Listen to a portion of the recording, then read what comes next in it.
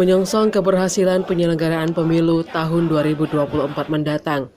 Ditintelkam Polda Sumsel gandeng peserta pemilu partai politik yang ada di Sumsel gelar fokus group discussion sosialisasikan kegiatan pemilu yang sehat. Direktur Ditintelkam Polda Sumsel, Kombes Pol Iskandar F. Sutisna mengatakan, ketidakprofesionalan petugas dan penyelenggaraan pemilu merupakan faktor terbesar pemicu potensi kerawanan pemilu. Kegiatan FGD yang digelar mengambil tema bersama sukseskan Pileg dan Pilpres 2024 yang diselenggarakan di Ballroom Hotel Emilia.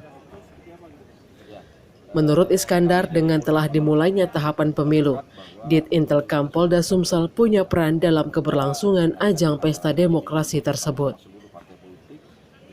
Ia menjelaskan dengan diselenggarakannya FGD itu agar semua tahapan pemilu dapat berjalan damai.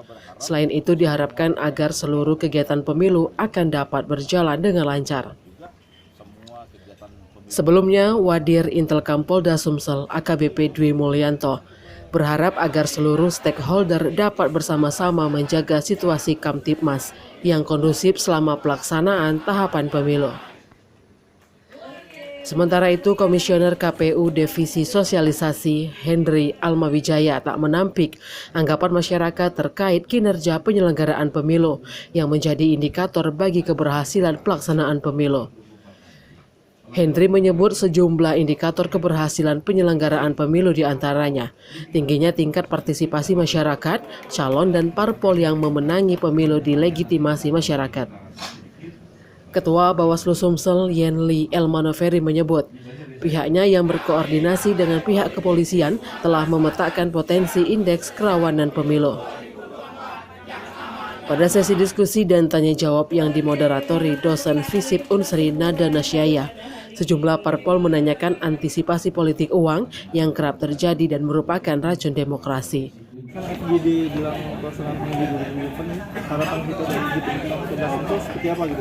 Ya, kami dari Polda Sumatera Selatan melihat bahwa pemilu kita sudah dekat 2024. Nah, kita mengadakan acara FGD ini bersama-sama seluruh partai politik dengan narasumbernya dari KPU, dari Bawaslu, kemudian dari Kesbangpol Provinsi Sumatera Selatan.